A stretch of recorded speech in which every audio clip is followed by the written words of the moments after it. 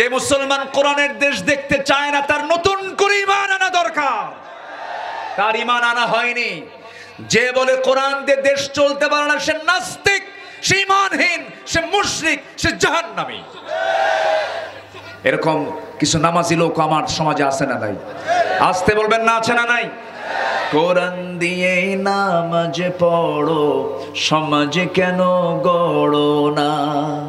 কোরআন দিয়ে নামাজ পড়ো, সমাজ কেন গড়ো না? ও নামাজি,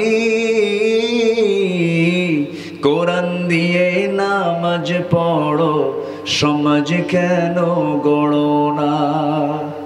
কোরআন দিয়ে নামাজ পড়বেন, সমাজ গড়বেন না। আপনার রক্তের মধ্যে আব্দুল্লাহ বিন উবাই মুনাফিকদের রক্ত লুকানো আছে। আমাদের মুনাফিকদের চেনার দরকার আছে না নাই? আমার নবীর এক নাম্বার গুণ ছিল সততা। কি ছিল বলেন তো? সততা। আমরা সততা নিয়ে থাকবো, জোরে বলি ইনশাআল্লাহ। মিথ্যার ধারে পাশে যাব না।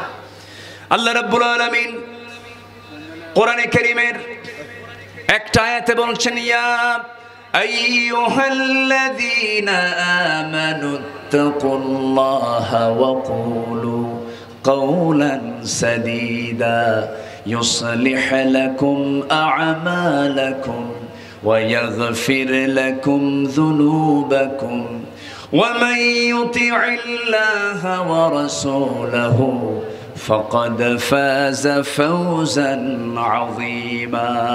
জোরে বলুন আল্লাহু আকবার। 70 নম্বর আয়াত। আল্লাহ রাব্বুল আলামিন ইমানদারকে ডাক দিয়ে সাফ সাফ বলে দিচ্ছেন, তোমরা সোজা সাপটা সত্য কথা বলো, সত্য মানুষকে জান্নাতের দরজায় পৌঁছায় দেবে। as-sidqu yunji wal kidhbu yuhlik, as-sidqu yahdi ilal birr wal birru yahdi ilal জান্নাহ। সততা মানুষকে জান্নাতের দিকে নিয়ে চলে যায়। সত্যবাদিতার সঙ্গে আমরা টিকে থাকবো, মিথ্যার আশ্রয় নেব না। নাম্বার 2 হলো আমানতদারিতা। নাম্বার 2 হলো আমানতদারিতা। 2-1 জন করে উঠতেছেন, দোয়া করে দেই।